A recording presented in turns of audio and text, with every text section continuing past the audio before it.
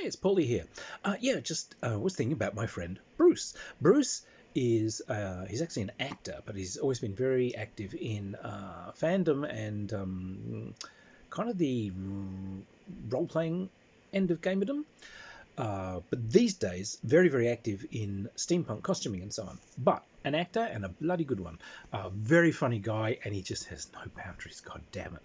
I have been on so many adventures with him. We just kind of we bounce off each other. But he was in like the Bram Stoker Dracula play in Pennsylvania, so I went along to see him do it, and they were doing it for about 4 nights, and so I was there staying, so I went to see it on like the opening night, and then I kept coming by to offer support and whatever, but this thing went from bad to worse.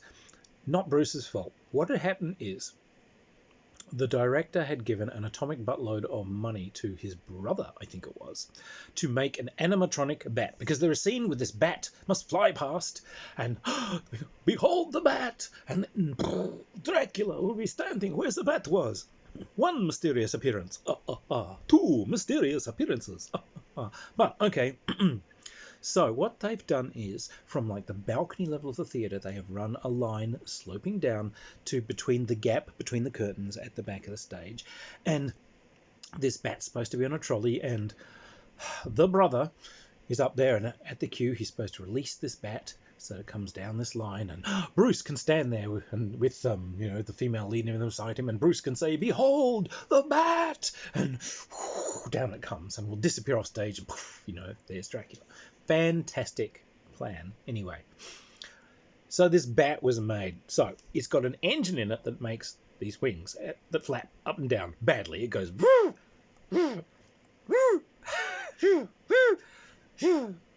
literally that noise is like this unholy noise of cogs and ratchets as it does it. And this thing the body was about the size of a cocker spaniel, and it must have weighed 30 pounds. It was just monstrous. Just like this thing was made out of cast iron and lead. So there he is on opening night. Bruce stands out there, dun, dun, dun, dun, and cues, "Behold the bat!" Well, it's supposed to be "Behold the bat," but what he really got out was something like "Behold the bah!" because this guy has released the bat, and he hasn't tested it. He's tested like not the final thing. He just tested something to see if the line was right. So he's released this, 30-pound lump of metal at this steep angle. So it just comes streaking down this line like a Stuka dive bomber. It was going about Mach 2. So Bruce sort of, "Behold the bah!" and they have to basically dive and roll frenziedly out of the way as this thing, these razor sharp metal wings, just come streaking past, pounds into the curtains, almost rips the curtains down. Just people behind who are waiting to go on, you can see them scattering like mice. And goes a puff of smoke. The guy that's supposed to be Dracula appears. The bat, meanwhile, is still pinned against the curtains, going. Yeah. Yes, I am the Count. So everyone in the audience is just about wetting themselves with laughter. So hard words are said. Second night, right. Guys decided to fix it. He's lowered the line to release the bat. So lowered the line to release the bat. So now it's not at such an acute angle, so it won't go as fast. Right. So, behold the bat. Releases this bat. And now this 30-pound bat just goes and kind of stops on the string because it's bowed the string down, so it can't go uphill. So now it's stuck above the audience. So the guy is like jogging the string. So this bat's now doing. Of course, the rollers that it's on come off the line. So 30-pound bat just like falls off the line and just goes pound into the ground, lying there.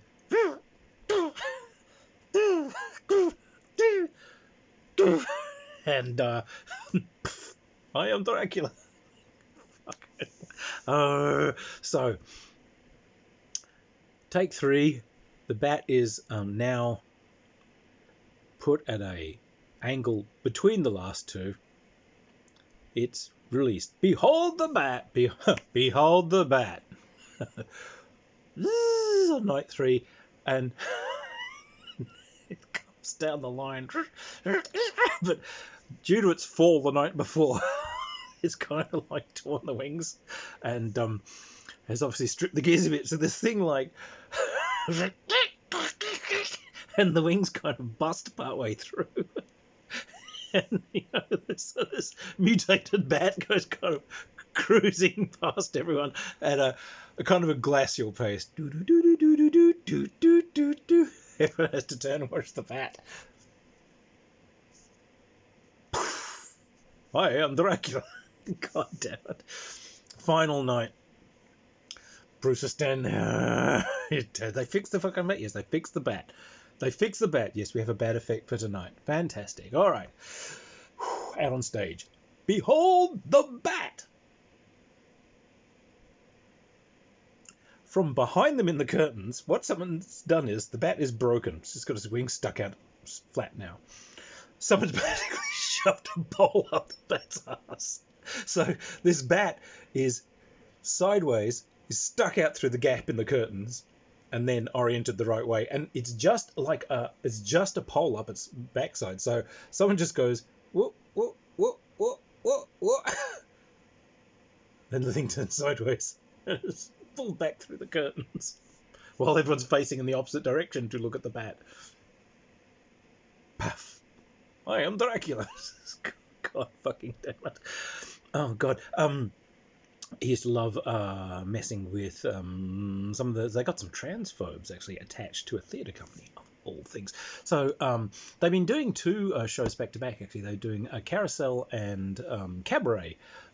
2 shows we can pay extra for a ride. Woohoo! But no, Cabaret was great. And one of the Kit Kat girls, the Cabaret girls, was a Russian trans woman who was long and thin and loud and theatrical and just a beautiful Russian accent, darling, just superb.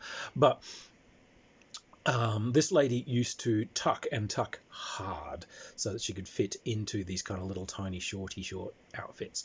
For those of you who don't know, tucking is where you have to essentially pull your male genitalia in to give yourself a female profile. If you've got to wear like bikini bottoms or shorty shorts or something. There is a technique to it, and you can go look it up.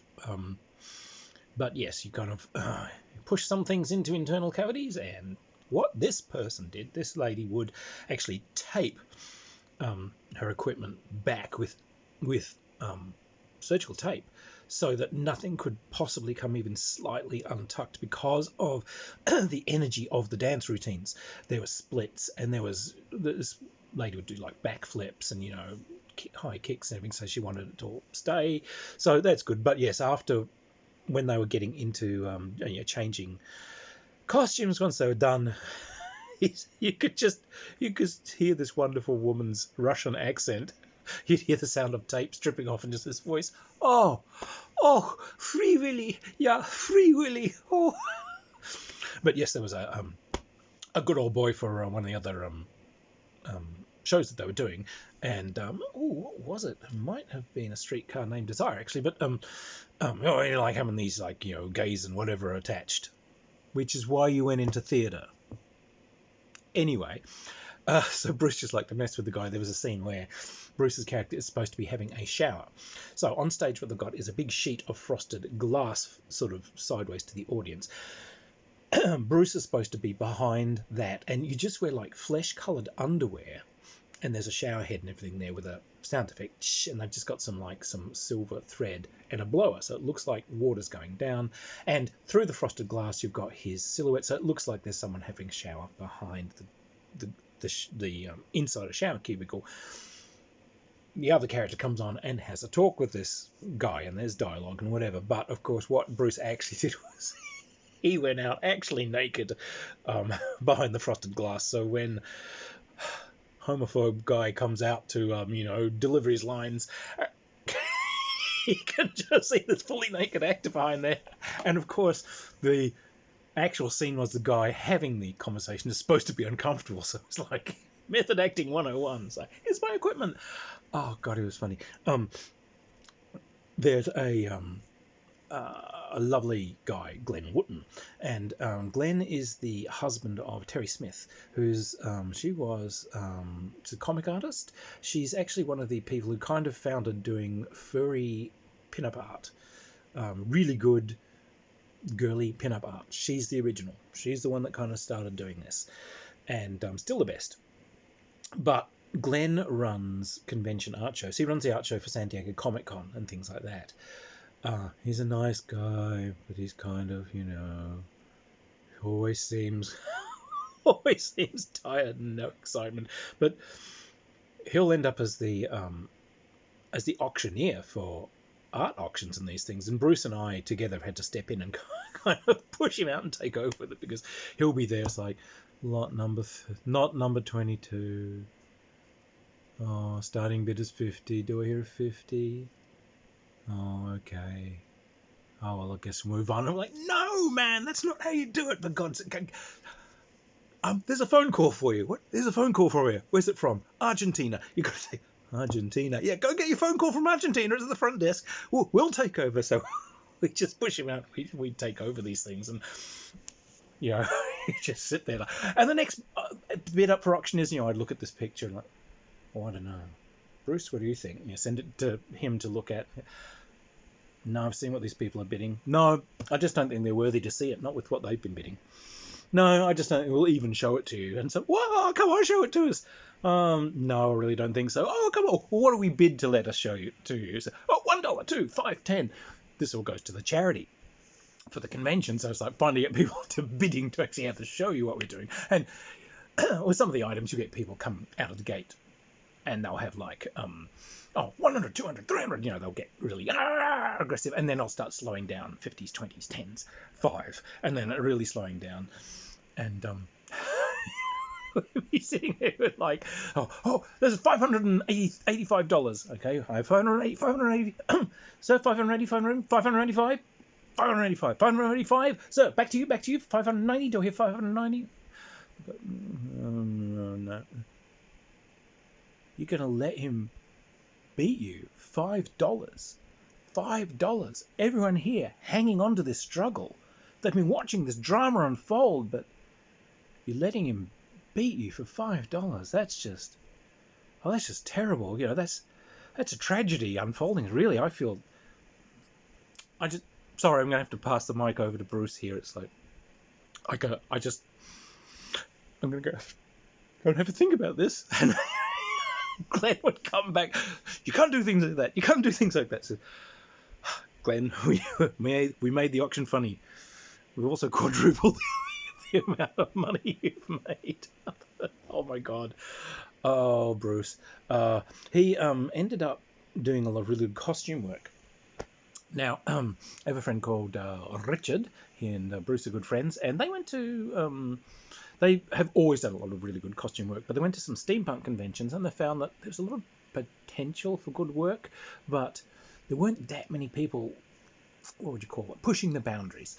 So they each excitedly phoned me to tell me that they were working on costumes to kind of, I'm going to do something. Bruce says I'm going to do something that, it'll make Richard like, oh no, I wish I'd thought of that. And Richard phones me up, I'm going to do something that'll make Bruce think, oh no, I wish I'd thought of that. So they're both working on these things. Bruce decided to do essentially a guy that decided to cheat death.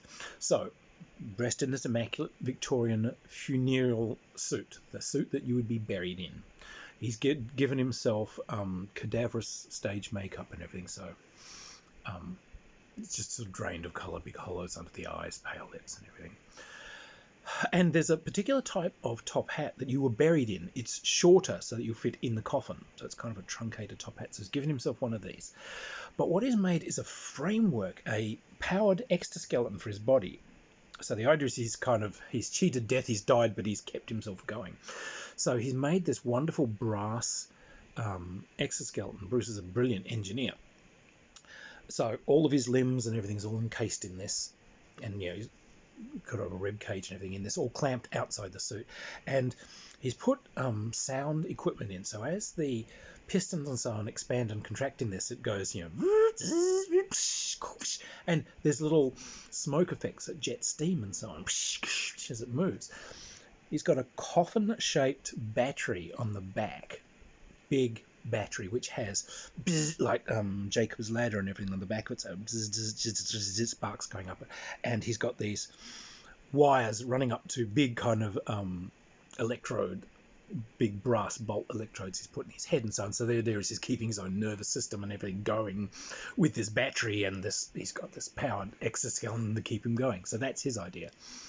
Richard, meanwhile, decided to do, I think his name was Hieronymus Payne and his auxiliary brain. The idea is he's got so many cool ideas, he needs a second brain to store them all in.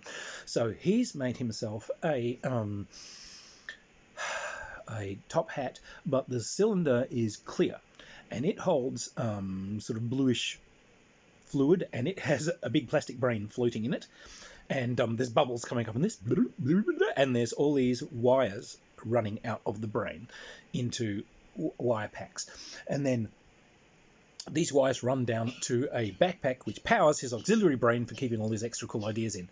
The backpack on his back has a whole wheel in it that has an animatronic hamster running in the wheel that is now generating this power. And yes, again, there's like spark gap generators going on as the thing runs, and printed across the top of this thing is Mitch, M-I-T-C-H, actually named after the fan Mitch that I did a video on earlier, and it stood for Moderately Intelligent Trained Cage Hamster. So yeah, Mitch provides the power for for the wonderful auxiliary brain.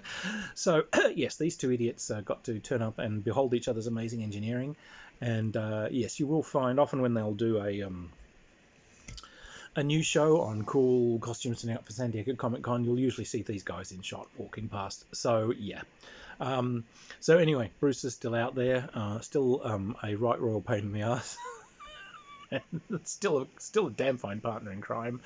And yes, the funny thing is that many of the anecdotes that I tell, Bruce has been there for many of them. So it's funny, someone said they hear the other side of these from someone who was also in the room sort of at the same time. And that's, we thought you were making this stuff up. We've heard some guy in America telling the same story, as beheld by someone, 3 feet further to the left. It's just, oh no, I'm not joking. This stuff's real, mate. Because we know idiots. But anyway, Bruce, if you're out there, hi. Cheers, everybody.